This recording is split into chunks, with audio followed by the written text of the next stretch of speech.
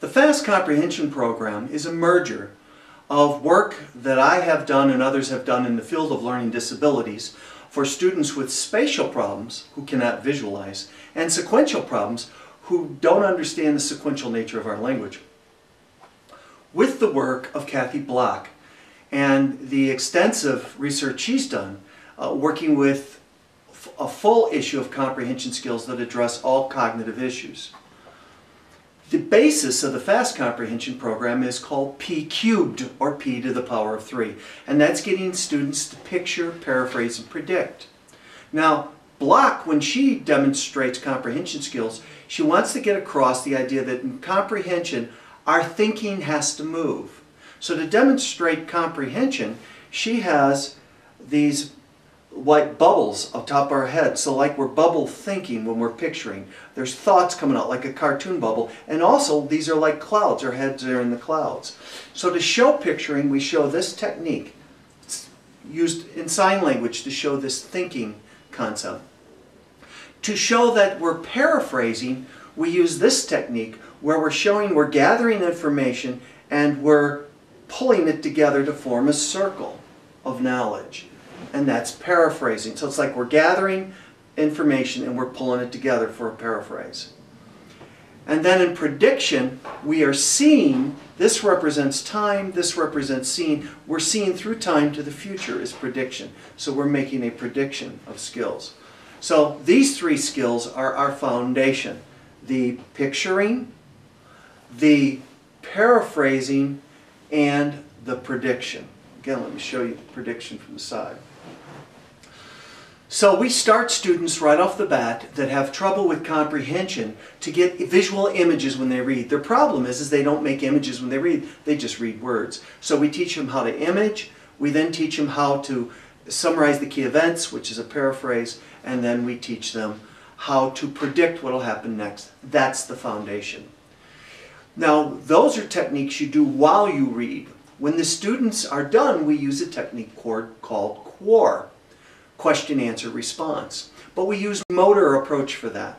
And there's 3 types of questions that we use with a book. Their question is a question that can be answered right in the book. It's a who, what, where, when, what type question. You can put your finger on, so there. A look and search question is something you can find in 2 places. And that might be a question like, what were the kids' moods? Well, initially it was this way, but later on it was this, so they have to look in 2 places. Or what was the weather like? Well, that may be answered in a couple places. So that's a look and search. And then the 3rd type of question is on your own. And those are often evaluative questions and inference questions. Why do you think the child did this? Was this a good thing or bad? So to practice these type of questions, we'll ask a question and students will give us a gesture. Like, who did it? Well, that's a there. What was the weather like during the storm? They'll go look and search. How did he feel about this incident? Well, that's in a couple places. It's a look and search. Was this a good or bad thing? It's on your own. So the basic program is teaching P cubed, and that's demonstrated later in the video, in combination with following it with QAR to get across the idea of the different types of questions. Then we can move more in depth to Block's systematic description of comprehension skills. And I have reorganized those for kids with learning problems. And I have basically developed 3 pads. I call them the reader's pad, which is a metacognitive pad, the summary pad, and the thinking pad. And I'll demonstrate those now. When I first begin work with this student, I'll discuss what they are responsible for.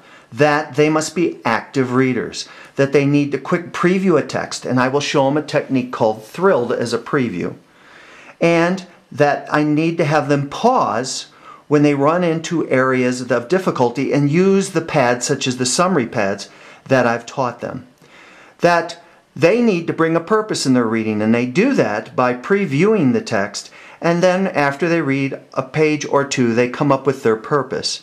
And they must constantly connect their background to the text, bring that background in. So this is the beginning use of this pad. And this will be a short presentation. But then I'm going to be encouraging the child. Let's quick preview. Now pause. Let's use the paraphrase pad. Let's use the picturing technique, etc. Later on, once students know this, I will teach the whole slogan for plan. This will be after we're through with the summary pad and the start of the thinking pad. And this is P. We preview and pause and use the pad. So the child learns how to quick preview the reading to get an idea of the organization of the text, and they pause and use the various techniques from the pad. They look for the main idea and frequency of ideas. One of the problems we found with students with reading difficulties is they don't separate main ideas or important ideas from less important. So if an idea is mentioned a lot, it's probably important. Also, students that have problems do not organize the material as they're reading it. And you can do that by quick summaries, etc. Nor do they find the writer's plan. Is this a narrative or an essay? And as an essay, what form is it taking? Is this primarily dialogue? Is this easy language, or is it tougher, more condensed language? Then the last is, while they're reading, the students will note clear ideas that they know, and anything they're unclear of, they'll reread the passage. So this technique of plan will be taught. Initially, we just start with the P, but it will be taught as the student moves from summary to thinking pad, the thinking pad. And purpose, once they decide on the purpose, they'll choose the speed of reading, whether it's rigorous, difficult material, and that may be less than 100 words a minute. Routine is what you normally read a novel with, and rapid reading is skimming and scanning.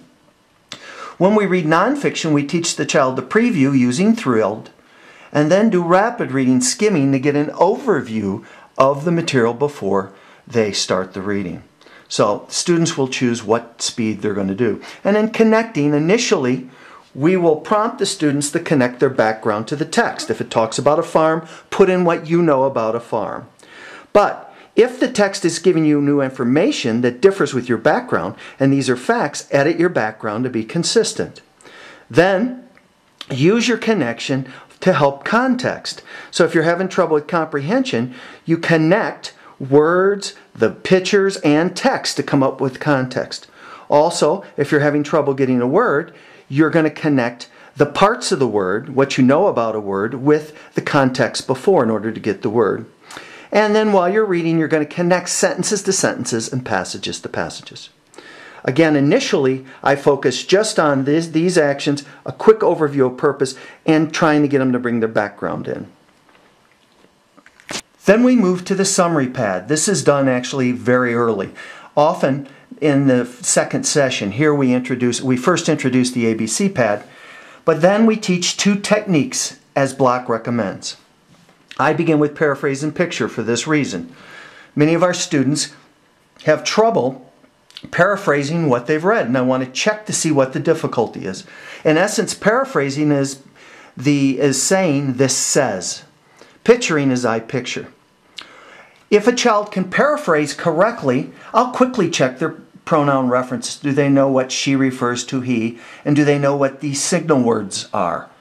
I will always have the signal word sheet out in front of the child when they read so that we can look what and does to a sentence. It's a go word. Or but, which is a slow down word. Therefore is a stop word. Or when is a time word. Do students know what these mean? I find that many of our kids can do well on paraphrasing, but some will have difficulty with the pronouns or signal words. Now once I've taught these pads, I give stickies, and when the child finds an area where they want to paraphrase, they will write on this sticky, this says, and then quick do a paraphrase of that area. If a child has trouble with paraphrasing, I'll show them how to pull keywords out of a sentence to paraphrase. With picturing, I'll start before we read a text. I'll give the child the basic nouns and basic verbs of the text and have them form pictures and add details. Once they form the picture, I'll have them bring in sight, sound, etc. to get a complete picture. When they find an area that has a lot of image, they will then use a sticky and write I picture, then draw a cartoon picture and put a keyword down. The next, once students have these down, we teach ask questions and clarify. Studies indicate that if you can get a child to take a main idea from a paragraph and take a sentence and turn it around with a why question. For instance, Hobo risked his life by jumping on the bumper of the truck. Well, why did Hobo risk his life by jumping on the truck? Because he cared about the individuals in the truck. So you ask it and answer it. Studies indicate that that gives as much growth in reading as picturing. So these three techniques really help with the understanding of the text. Once a child's finished the text or finished the selection, I have them self-check their knowledge using the questions who, what, where, when, and how, and answering them. Clarify, the key words here is this means. And here I'll have the child clarify flashbacks, thoughts, dialogues, and any complex or compound sentences. Next is main idea. I use the hamburger for this. The top bun is the main idea. These are the supports. So the main idea is and the supports are. We'll talk about how sometimes the main idea is at the top, supports are here. Sometimes the main idea is at the bottom and the supports lead up to it. Sometimes all of them are main ideas. Sometimes there's a lead up to a main idea in the middle, and then there's less. And even there's some obscure ones where you have a main idea at top and support, and then supports and a main idea at the bottom. We'll teach children how to recognize this. Many students, again, that have problems with reading don't know what is important and what's not. Then the next is drawing conclusions. The author says, but the idea is. This is getting beyond just the text. Here we have a picture of a lawyer trying to draw conclusions for the jury. Meanwhile, the lawyer looks a little bizarre and the jury's drawing conclusions about him. What idea is the author trying to lead me to? In checking, if I find the child can give a quick paraphrase, picture, I then move to the next. If these are fine, I move here. Then once they have all six, I do some of the fast game activities I'll describe in a minute.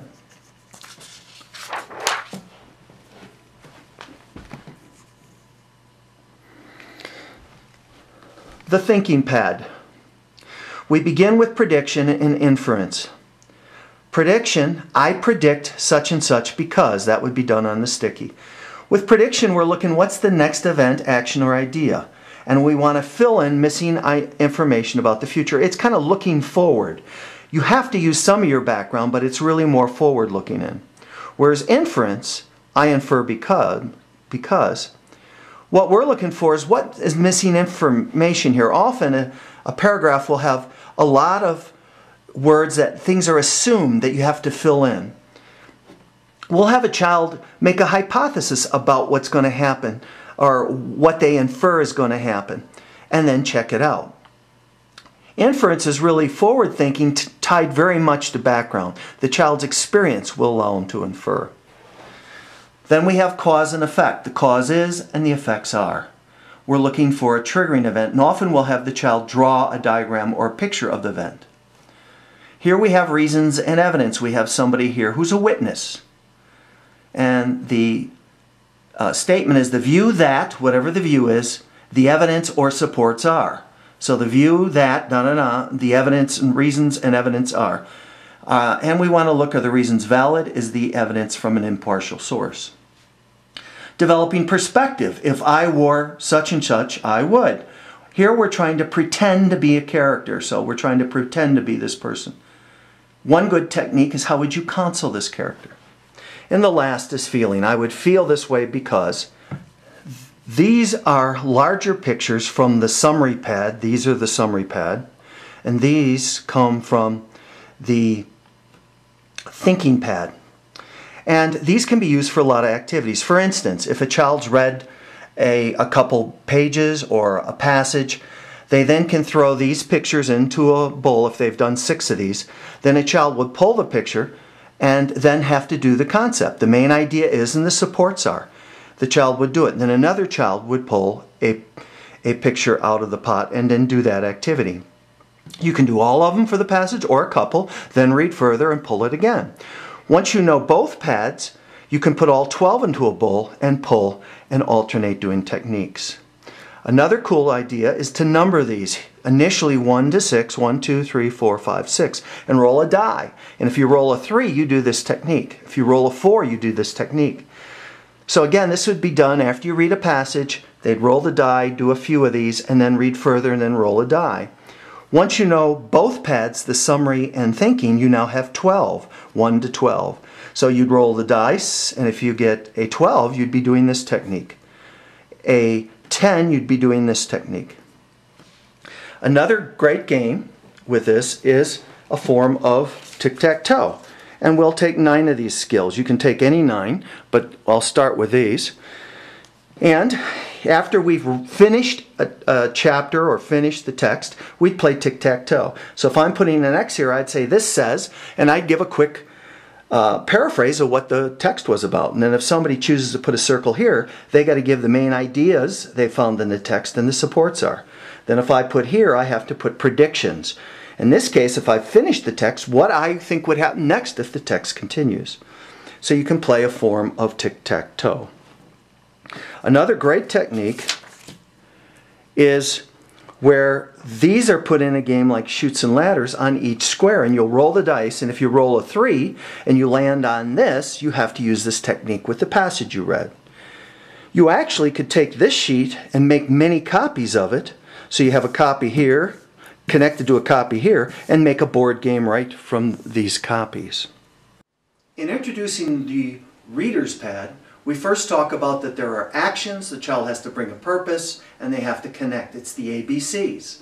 So the A, which is they have to have an action, we picture them as looking at their text and previewing it and pausing. Preview and pause, and then they think.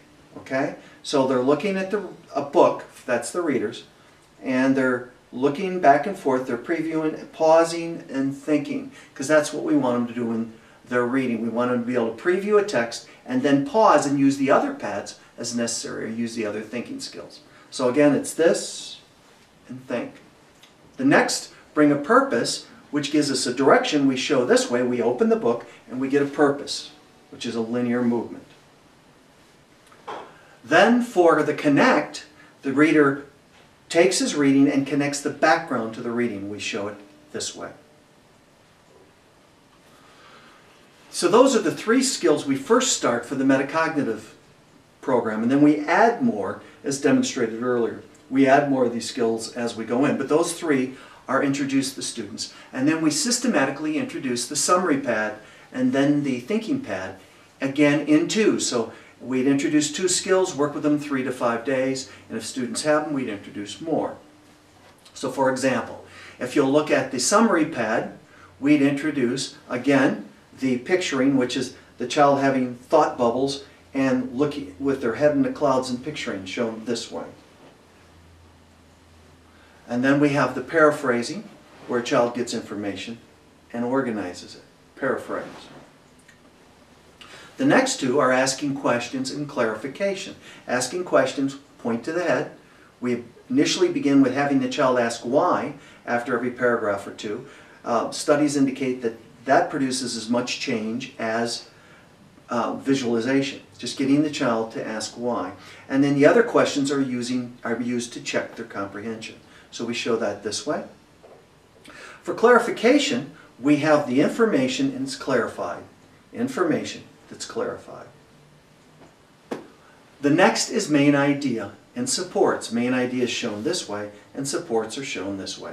If you have trouble finding the main idea, look at what all the supports are pointing to. And then we have drawing conclusions. The child takes the information the author's given and gets to the underlying point the author's trying to make. We draw conclusions. It's a funneling of information. Now we move to the thinking pad. The thinking pad, we have what we see and we have time in the world. We have what we see and we think ahead in time. That's prediction. So we have what we see and we see ahead in time. Then with that we have inference. In inference, we take what the author says and using our background, we infer what's going to happen next. And that's showing how we move this information using our background. For cause and effect, we have the cause here and we have an effect. So notice what happens to the C as I come into it, or this open area becomes closed. It's a cause-effect. Then we also have reasons and evidence. And reason and evidence is shown this way. Here is what's being stated, and here's the reasons and evidence. So we have reasons and evidence and examples to back up the information. And that's how that's demonstrated. The next we have is perspective taking. We have the way somebody sees it, another person sees it, the way we see it, and that coming together is perspective taking. How do you see it? And then we have feeling, where we rub the chest this way to show that we are trying to feel what the individual's feeling.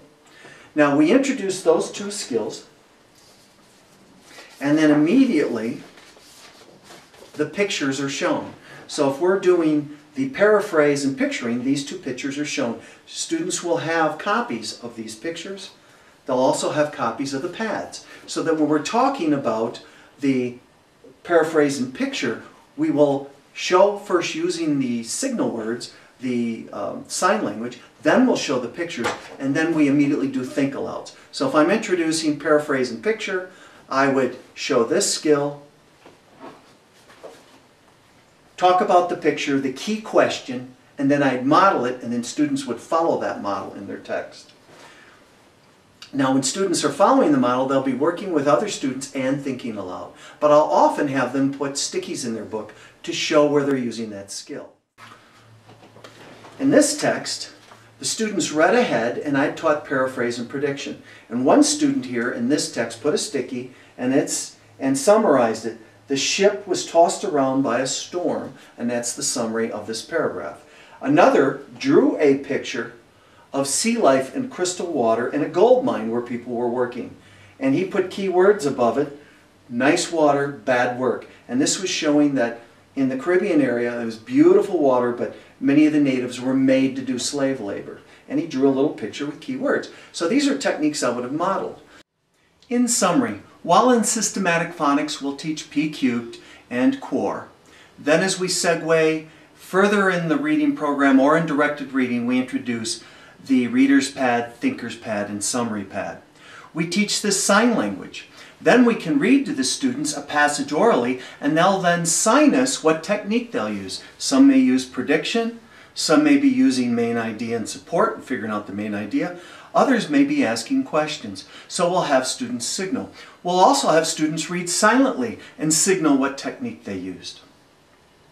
Now, further aspects of this program, after the skills are introduced in directed reading through think alouds, and then the students will then think aloud with partners or do the sticky technique. Another great technique is the students do reader's workshop. And when they're stuck, the teacher will come over and quickly give them the answer of their comprehension problem and then tell what technique they use. For instance, this is the answer, the volcano erupted because of this, and I used inference and I inferred from this. Or this is your answer and I used examples and evidence and I got that from up here. So that it's a quick mini lesson. Block has described this and it's an excellent idea.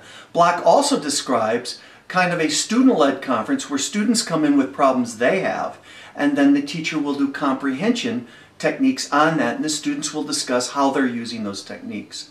Teachers can also bring up students to do diagnostic prescriptive work on particular comprehension problems, and then use the session to give the students skills. The way to teach comprehension is on overheads. So you put whatever your reading is on overhead, and you pass out stickies to your students. Then on the overhead, you take the skill you're focusing on and show the kids how to earmark it with a sticky. So if I'm working picturing, I'll say once Dr. Ralph was revived, he went to the back square to get his equipment. He had all the events of the night on tape. He grabbed the tape and put it in his VCR. Okay, so right now, that's something I can picture. So I draw a little picture of Dr. Ralph putting the tape in the VCR, and I put VCR. Okay?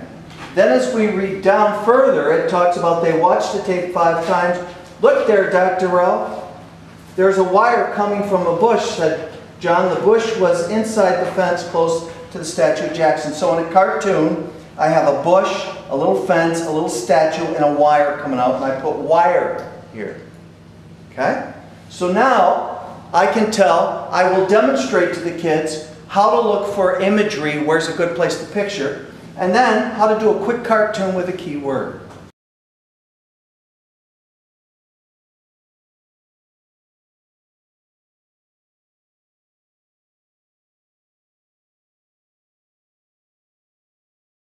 Acid marks. Acid mark is a critical thinking study skill that can be utilized with both factual and fictional material. Acid stands for agree or positive. We use a positive sign for there. Confused, where we use a question mark. Interesting, where we use an exclamation point. And disagree, where we put a check, like it's wrong, or that's negative. So this is the symbol system we use out in the margin, if we agree or disagree. And then we mark up the text.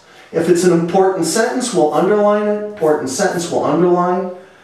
Important paragraph, we'll use a bracket. And whatever we do, we don't want to forget, asterisks. Notice that I put keywords or thoughts out in the margin, which is one way to study. When we do this system, we are basically we're marking up the text, and then we're putting this, and when we study, we cover the text and go 476 AD, and then we would summarize. Well, that was when the fall of Rome was. A Germanic tribe attacked Rome and took over the Roman Empire. Tribes, well, there are Germanic tribes that attacked Rome. So basically, it's a study skill where I will use this keyword to recite, this keyword to recite, this keyword, etc. Now, asterisks are the most important thing. Whatever you do, you don't want to forget that. And there should be only 4 or 5 of those per chapter. So this is a great marking system. Now, of course, if the student doesn't own the text, what you have to use is stickies. And you put stickies over each paragraph. And there they write a summary and put a keyword on the sticky. Write a summary, a keyword, and then a summary. A keyword, and they'd write a summary, keyword. Okay, that would be a sticky technique. And then when they're done, they would go to a folder. Chris Devani talks about this technique, where the student would then put the stickies for the chapter in order so they could recite the chapter. Okay? So that is where you're actually taking note, putting a keyword and taking notes, keyword, taking notes, etc. And then putting them in a folder. Another way of marking up a text is to use yellow and pink markers. This is the system I use. So main ideas, I put in yellow, and whatever I do not want to forget, I put in pink. Notice that's kind of the same as the asterisk. And then I put keywords out in the margin so I can cover and recite. Okay? Now when you combine these systems, you're marking up the text, but you might put a positive here, you know? And if this is factual stuff, you might say, I agree with how they approach the tribes. And then maybe put a confusing aspect. I find this confusing, and that's something I can ask the teacher. Or, boy, this was interesting, or I disagree. With fiction, this is a good or positive thing, this is a bad or negative thing. So when they mark up the text in fiction, they will be putting out here, you know, this is really good, I disagree with that. When I teach the system, I start with the A and D. If it's fiction, what's good or bad or positive, minus, and I model it on an overhead how to do that. And again, if they're using a text of the school, then we'll put stickies. And they will put positive on the sticky and Y if they're using stickies. If it's negative, they'll put negative and Y. I'll model that. And then I have them use this. And then I'll teach how to look for something confusing. I will model, hey, you know, I find this confusing. And this is what I find confusing. And we'll jot that down on a sticky. Interesting, again, we'll put this out in the margin, but if it's a student text, on a sticky they'll put exclamation point and put what's interesting. But actually this is great systems for if you purchase the text. Because you mark up the text with either of these ways, and then you can use these marks to interact critically with the text.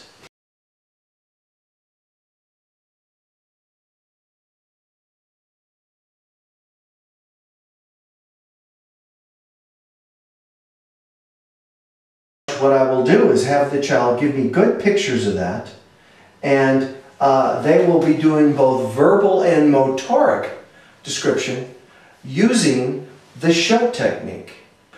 The show technique is described in depth in the manual under the literacy component and right at the P-cubed component, and also in Love to Literacy where I describe the P-cubed method. Basically, in quick summary, the S is for sensing, such as you see, sound, smell, sense of touch, etc. The H is hypothesis about the mood.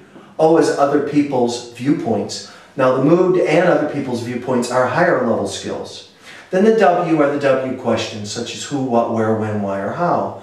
So I start with both the W and the sensing question. So as the child's describing the picture, I will have the teacher ask questions. So who are we dealing with? Well, there's a girl. Okay, and I'll be looking at the picture. There's a girl. Okay, what's she doing? Well, she's reading a book. Okay, show me.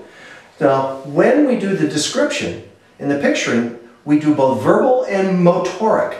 So the child will actually, I'll say, be the girl. So she'll show the girl having a book, and then I'll say, show me her expression.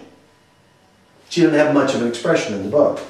So I will have the child both be the person and gesture when they talk about it. I'll say, good, tell me more. Well, there's a girl here, good, and there's a monkey up here. Great. And what's the monkey holding on to? Well, there's a branch. What color is the branch? Well, it's brown. Do you smell anything in that picture? Well, I might smell leaves. That's right. Okay, what else do you see? Well, there's a blue background. Okay. All right, so now describe what you see. Well, there's a girl. Okay. What's she wearing? Well, she has an orange dress and kind of a bluish sweater and orange pants. She has green shoes. There is a monkey above her. Monkey's brown and white. There's a tree branch. I hear the rustling of leaves based on the wind. I smell the leaves. So after the child gives a good picture, both with all the senses, and actually does motoric acting out, I will then say, take a mental photo of the picture, and the child will look at the picture and then take their eyes. Then I'll say, describe what you see, and gesture. Well, there's a girl here. Okay, she has an orange outfit with a blue top, kind of an orange jumpsuit. She has green shoes. There's a monkey up here. He's kind of brown and white. He's holding on to a brown branch. There's green leaves. There's a blue background. Once the child gives me a good description through seeing it, I then come back to the picture and I'll say, all right, I want you to paraphrase the events of the picture. Or I could say the main idea. Or I could say a just statement. Remember, there's 3 ways of paraphrasing. And then predict what will happen next. Okay, well, the events are a girl is reading, there's a monkey swinging above them. What I think will happen next is the girl will see the monkey and then play with the monkey. That would be an example. A just statement would be, well, there's a girl reading because she's loving reading, and she's going to get interrupted by a monkey because he happens to swing above her. Okay, that might be a just statement. So picture, paraphrase, predict, we do with the pictures. In my program, we use the books. There are pictures within the books that are in black and white that we'll use as well. And I'll have the child bring in color based on their background. So we'll use the pictures of our book, and then from the pictures, after they describe the picture, I'll have them paraphrase or put in their words the events or main idea and predict. Okay? So that's describe the picture. The next step is we'll read to the child, and while we're reading, the child will formulate a picture. Okay, so if I'm reading, the day I ran in a hobo, my pet monkey, was a magical day. Okay, I want you to picture, what do you see? Well, I see a monkey. I see this girl smiling. Good. My best friend Aretha, named after Aretha Franklin, our favorite singer, and I were tossing a frisbee in the forest next to our home. And then I'll ask the child, what are you seeing now? And the child said, well, I see this forest. Describe it. Well, there's these big trees. What kind of trees? Well, I think they're oak trees. Good. So you got oak trees. And what happened? These 2 girls are playing frisbee. Okay? So after we describe a paragraph, I'll then have them paraphrase the events or give me a just statement or main idea and then predict. And then I'll read the next paragraph. And I read it initially sentence at a time for the picture, then another sentence. But as they get better, I'll read multiple sentences. This is, again, teacher decision. And then the last step, once the child is good at picturing, paraphrasing, prediction, I will have them read initially a sentence or 2, form a picture, then enlarge the picture as they read, and then paraphrase and predict at the end of the paragraph.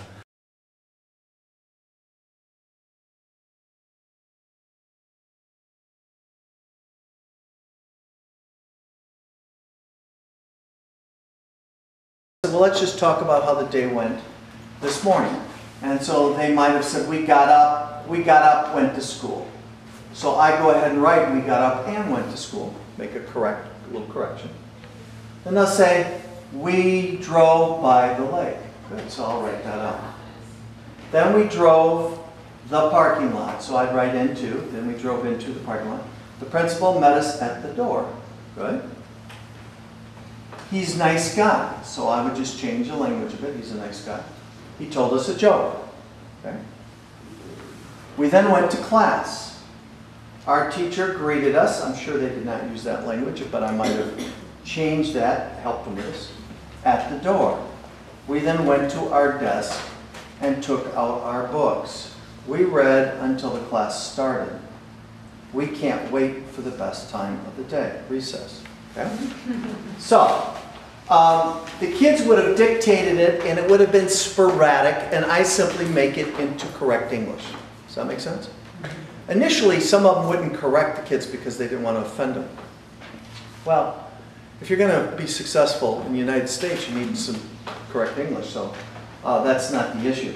So what I do is I write out the chart, but this has an advantage right off the bat. Since it's coming from the kids, they're more prone to remember the words, right? So once we do it, we then read it together. Okay? Everybody, let's read this up. We got up and went to school. We drove by the lake. Then we drove into the parking lot. The principal met us at the door. He's a nice guy.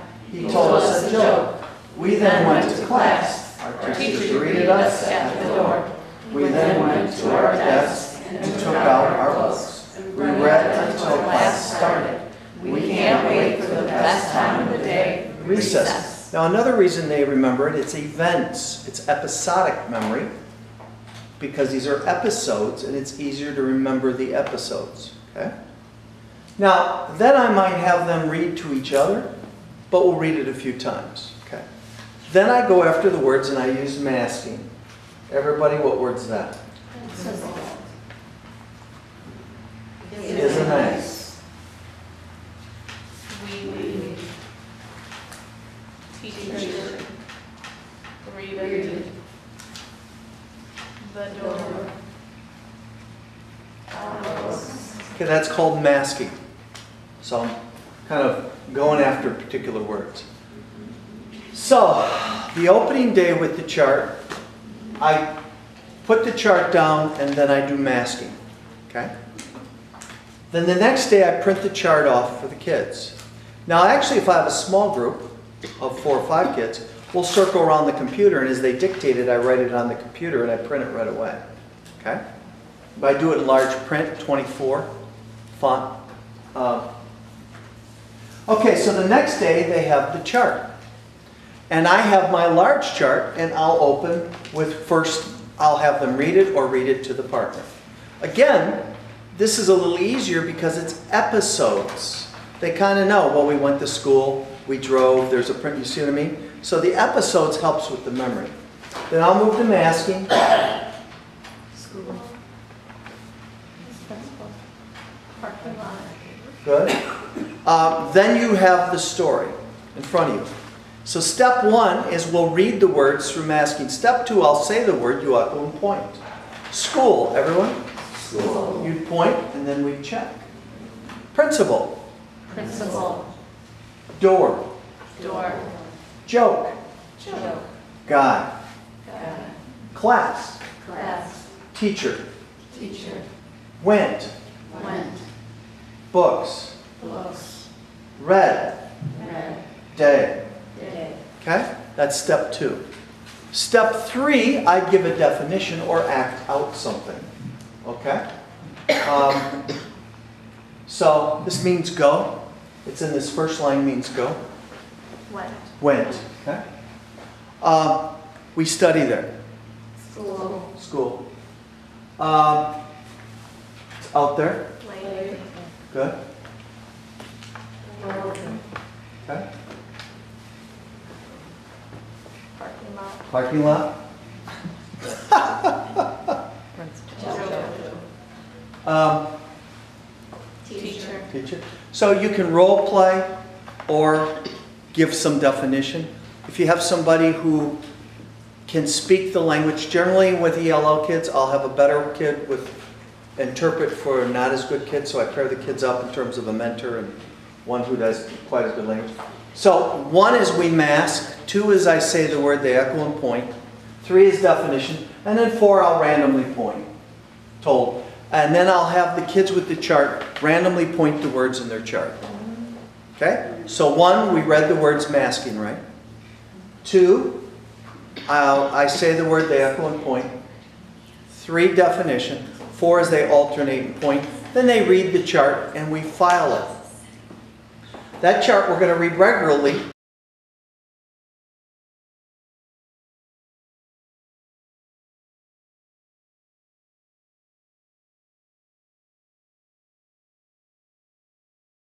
So this was actually taken from Ghost Ship. Okay. And rather than doing words in isolation on the first page, as you see, I print the words that are used in a page on the picture. So now when the child's sounding out the word, roof, or roof, depending on where you're from, shed, they know what the word is. Roof is the roof of the top of the shed air, shed. They're helping. Wood, well that's a wood dock. There's men. Rope, there's a rope. Talk, they're talking. Pull, barrel, water. So notice that when the child sounds the word, they have a clue what the word means. Now some of them I may have to discuss, okay? And then I use the 4-step plus method. Let's review those steps. Let's go to 4-step plus. The child reads the word, barrel, wood. And I tell them, pay attention and see if you can get the meaning from the context of the picture. Okay? Talk, pull. That's step 1. Step 2, I'll say the word, the child will echo and swing under it. So as a teacher, I'd say wood, and the child would go wood. Barrel, child goes barrel. Dock, the child goes dock. Rope, child goes rope. Okay? Then third, I'll give a definition or I'll act out the word. Okay? Okay, this means the opposite of push, or this means I would actually could role play somebody grabbing something and pulling it. Okay, so they point to pull. Okay, this is what docks are made out of, and they would go to wood. They're not women. What would the child go? Men. So I can give a definition. I can act it out. Okay, and again, I put a higher language child with a lower language to help. Okay, so step 1, they read it. Step 2, I say the word, they find it and swing. 3, I give a definition. 4, if I have a class, they alternate pointing and reading. If I'm tutoring, I'll just point and the child will read. And then step 5, the child will take the words and try to make a story, and they'll each take it, okay? They're men at the dock talk, and some helped with barrels, and some pulled the boat in, okay? Then another child might say, okay, the men are getting ready to go on the boat. They pull the boat, they get on the boat, there's a barrel, they load barrels in the boat. One can get creative. But what I'm getting them to do is use the language before we read. Then we read the page. Then I'll take the same picture and add more words. Okay? So this is a modification for ELL, cognitively challenged kids, kids with comprehension issues.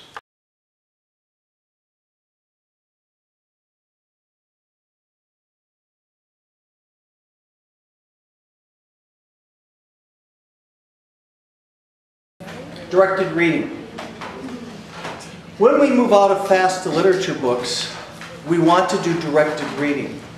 And the first thing we want to do is to make sure kids have the understanding of the basic syllables. We have a slogan for that called covers. And so we often begin by introducing open, closed, and silent E, and how to vowel tag and change. That we do in the first couple days. Then we pull vocab that fits that from our literature text. Then we'll teach the R family. Okay? And then from there we will be starting vowel teams and doing endings and prefixes. You can basically get through all 6 syllables in about 2 weeks. So we do that, and then we're pulling words. For each short story, we're pulling words for vowel tagging. I'll have the children actually pencil so that I can see it initially. And this would be an example of words I pull from a novel or a short story. So all the kids would have this, and the child would go former, panic, optic, wrath, moisture, spectacular, former, canopy, organization. The deal here is the kids will work out the words, and as I have kids finish, they'll come up and swing up in the words. This is actually farmer. They will swing into the words.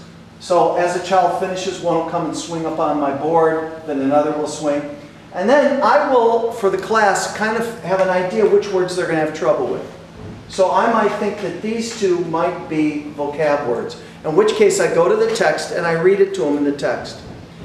John did an amazing play. His spectacular action saved the ball game. What do you think spectacular means? They might say, well, it means something pretty amazing. It's something wild. It's something. Okay, then I might read moisture in a sentence. Sometimes when I read it, you can't get it from context, in which case we have to look it up. So I start with this, but the literature books I choose actually have these yellow marked in their text. And I like Treasures a lot from Macmillan because they have the vocabulary in their short story introduced in a 2-page story. So I'll actually have the kids vowel tag with a business card or whatever, right into the words and figure out the meaning from context from the short story. Okay? Then we're set for the long story. So we'll do vocab. Now here they read and they have to finish this. He had a good rep with the artist. What do you think goes there? Reputation. So they write reputation. I'm teaching them how to guess from context. Susan wanted a new when she got married. Residence. Okay? Okay, so the children would fill that in. So I'm teaching them how to use context. So here we're vowel tagging, getting the meaning from context, using context. Then I check their background. If they have a large background, there's very little new concept. If they have a small background, there's a lot of new concept. New concept should generally be done visually. So if you're reading about New York and the kids don't know about New York, you need pictures in New York or cut of a video. You can't talk a kid into New York. So background, new concept, but new concept in your story often has to be visual. So I did a book called Doomstone by Zendel. It's a wild book. And there's a creature that hung out in Stonehenge. Well, I had to have pictures of Stonehenge. Otherwise, I couldn't describe it like it really is. Okay? So you check the child's background and teach new concept. Some teachers prefer KWL in place of that. You check what the kids know. Then you teach visually what they need to know. Then you ask what they want to learn. If they don't want to learn much, you go through the W questions on the no column. And then when you're done, what they learned. This is better for factual material, but it can be done, especially what do you know and what do you want to learn can be done very nicely for fiction. I prefer this for fiction and this for factual material. Then you give a purpose. We know from studies that if you tell kids this is going to be on the main idea, they do better on the test on the main idea. If this is going to be on facts, they'll do better. In other words, kids need to read for a purpose. My purpose is I want you to make a gist statement. Somebody did something because. That's your purpose from this reading. Okay. This background should take 15 minutes. 7 to 8, 4 or 5, a minute. Okay? Now, studies indicate the kids learn better if they have story grammar. Stories follow either a wave or a burger.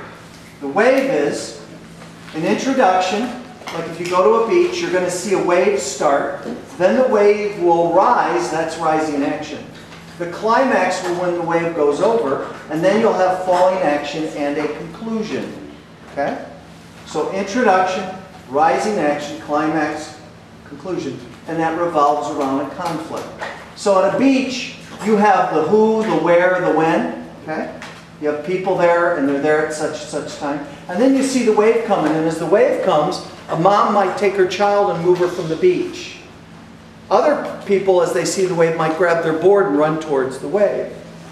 As the wave gets bigger, more people might leave the beach, and more might try to catch the wave. As the wave climaxes, several people get smashed to the ground in the sand and they leave. Others ride the wave. So the conclusion is younger kids leave the beach, older come. Stories follow this, and the conflict is person against nature at that particular conflict. You have various conflicts, person against person. Okay?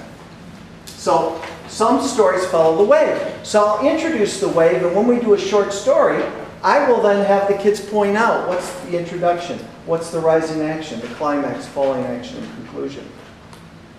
Expositories follow a burger. Just like a burger has a top bun, and the meat. Essays will have a main idea or topic sentence, something that will cause a fight or a disagreement. It'll have a conclusion, but we don't want just bun. We want the facts in the middle, the burger, cheese, the lettuce.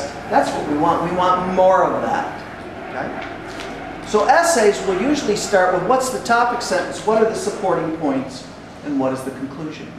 So I will introduce the stories or material with these story grammars. Okay? Okay? Then, story grammar. Then when you start the story, you want to do a think aloud. So the teacher will read the first paragraph or two and think aloud whatever technique they want them to use. So I might be, if I'm teaching picturing, I will make pictures. If I'm teaching inference, I will infer, but I do it. Okay? Then I can have the groups, kids get in reciprocal groups of 3 and picture, paraphrase, predict. I can get them alternate sentence reading, or I can introduce a sticky technique and have them work stickies for the few paragraphs. Okay? What I want the child to be able to do is spell words that hit procedure. So I want them to be able to spell our family words, silent E words, open, close, silent E words. So for spelling, what I'd like them to learn is the long vowel chart. That's in an open syllable. What do we usually use? The, va. So in rotation, row, we use an O, so you use the vowel. If there's a consonant sound, we have to add a what? E. End has a what? I teach that. And I teach the bully rules. Hop, ing, we have to put a bodyguard. Hoping, we walk away. And I'll teach CY change. And maybe use I before E except after C, or when sounded like A as in neighbor or away, which is taught at on the Reds. And so basically, then I have them be able to spell this kind of stuff. So I want them to be able to spell words with endings, which are over here, prefixes and endings. I want them to be able to spell words with diphthongs, some of the vowel teams, and I'll approach the teams as groups. Like I'll work on EI, EY words. I'll work on AI, AY words, that kind of thing. Okay? So the spelling program is simplified. Phonetically spell this, endings and prefixes. Do the long vowel chart, the bully rule, and then CY change and maybe the I before E rule. Then the most important spelling you can do is pulling words from the kids' compositions and have them work on those. So that would be a spelling program to go with this.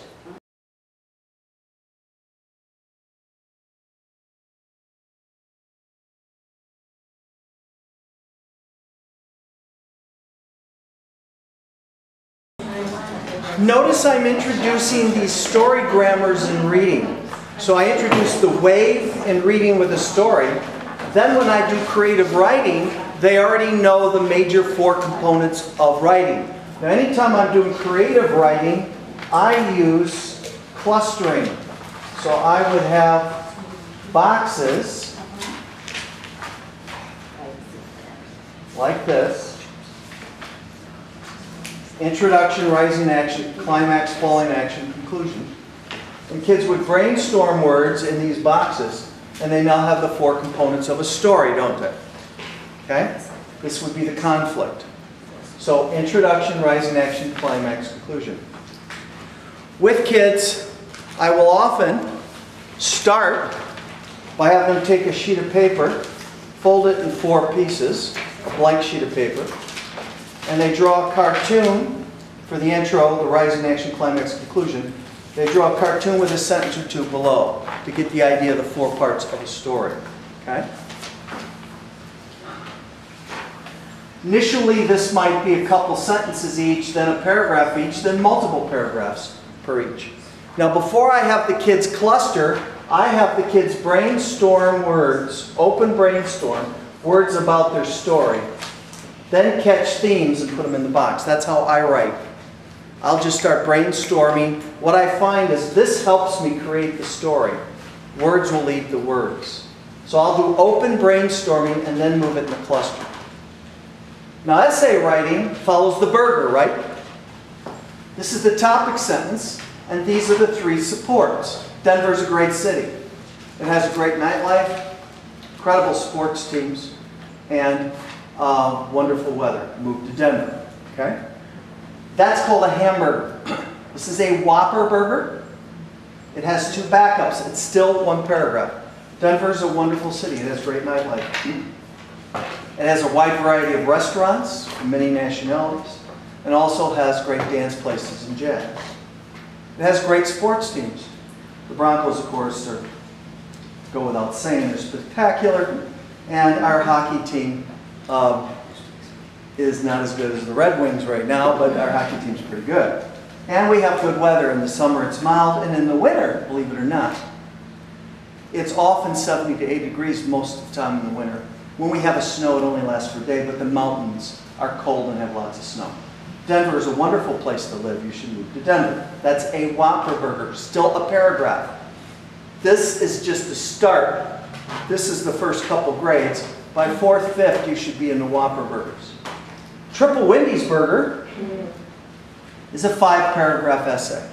You now have enough points where these stand alone as paragraphs. So, your introduction introduces the bing, the bang, and the bongo. That's what I call each of these. Bing, bang, bongo. So your introduction is, Denver is a great city to live. It has good nightlife, wonderful weather, and good sports teams. That's the opening paragraph. Then the second paragraph is the bing, okay? Which was the first idea I mentioned, okay? So if nightlife was my first idea, I would say, okay, Denver has a great nightlife. And then I would talk about 4 different points about it. Then my bang is the second point, my bongo is the third. So this is 2nd, 3rd, 4th paragraph. Then my conclusion appeals for a change. Okay? So this is a 5-paragraph essay. This is what kids should be able to write on history. Give me 3 reasons for the fall of Rome. Okay? 5-paragraph essay is what we want. But notice, it moves right off of the hamburger. Here you just have, your 3 supports of bing, bang, bongo. Here you have backups to your supports, and then here each one represents a paragraph. So you have intro, bing, bang, bongo, conclusion, 5-paragraph essay. Okay? Now if you want to spruce that up, you open it with 3 things. A quote, a question, or a narrative. A quote, to be or not to be, that is the question, and you move into it. A question, why is it life is so painful? Or a narrative. Tommy got out of the subway and was stabbed. He fell to the street. People looked on, no one helped. What is it with Americans, So there's 3 ways to open. Then you have your opening paragraph where the bing, bang, bongo are mentioned. 2nd is bing, 3rd is bang, 4th is bongo, conclusion. Share that with the partner.